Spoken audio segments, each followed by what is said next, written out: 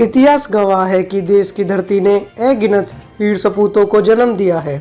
उन्हीं में से एक है चंद्रशेखर आजाद, जिन्होंने स्वतंत्रता संग्राम में राम प्रसाद बिस्मिल, सुखदेव और भगत सिंह के साथ मिलकर ब्रिटिश हुकूमत के चूल्हे हिला दी। आज़ादी की हद तक जाने और बेखौफ अंदाज दिखाना, यही माँ भारती के सपूत चंद्रशेखर आजाद की पहचान रही है, जिसके चलते वह आज भी भारतीयों के दिल में जिंदा है। 27 फरवरी 1931 को उन्होंने खुद को अंग्रेजों से घिरा पाकर अपनी ही पिस्तौल से गोली मार ली, ताकि अंग्रेज उन्हें जीवित ना पकड़ सके।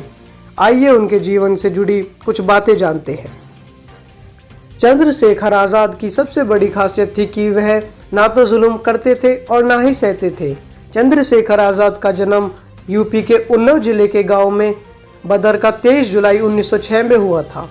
आजाद के पिता पंडित सीताराम तिवारी अकाल पड़ने पर गांव छोड़कर मध्य प्रदेश चले गए थे और एमपी में ही उनका बचपन बीता। उन्होंने कहा था कि हमें तो फ्रंटियर से लेकर वर्मा तक, नेपाल से लेकर कराची तक के हर हिंदुस्तान को साथ लेकर एक तगड़ी सरकार बनानी है।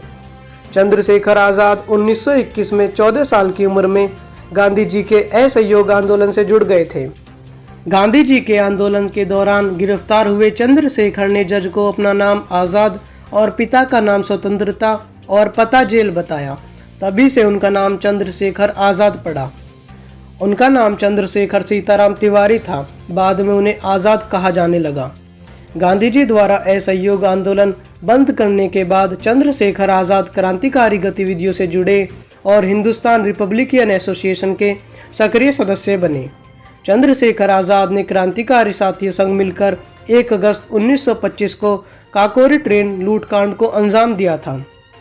लाला हरदयाल की मौत का बदला लेने के लिए भगत सिंह व उनके साथियों के साथ मिलकर अंग्रेज सुपरिटेंडेंट साइडर्स को गोली से उड़ा दिया था। इलाहाबाद में पुलिस ने उन्हें घेर लिया और उनके पास सिर्फ एक गोली बची थी। आजाद ने कसम खा रखी थी कि वो कभी जिंदा अंग्रेजों के पकड़ में नहीं आएंगे, इसलिए उन्होंने खुद को गोली मार ली।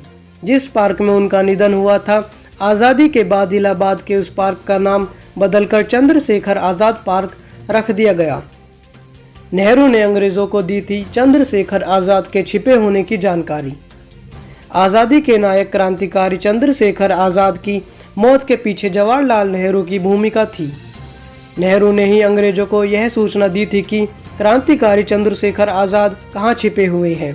यह आरोप अभी हाल ही में खुद चंद्रशेखर आजाद के भतीजे ने लगाया है। गौरतलब है कि इससे पहले नेताजी सुभाष चंद्र बोस के परिजन भी नेताजी की मौत के रहस्य को लेकर नेहरू और तत्कालीन कांग्रेस सरकार को कटघरे में खड़ा कर चुके हैं। क्रांतिकारी चंद्रशेखर आजाद के भतीजे सुजीत आजाद मुरादाबाद के स्वतंत्रता सेनानी भवन में आयोजित एक कार्यक्रम में पहुंचे थे। वहां उन्होंने कहा था कि जवाहरलाल नेहरू ने ही अंग्रेजों को चंद्रशेखर आजाद के कंपनी बाग में होने की सूचना दी थी।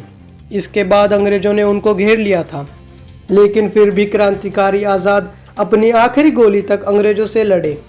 धन्यवाद। Please subscribe and press bell icon to stay updated.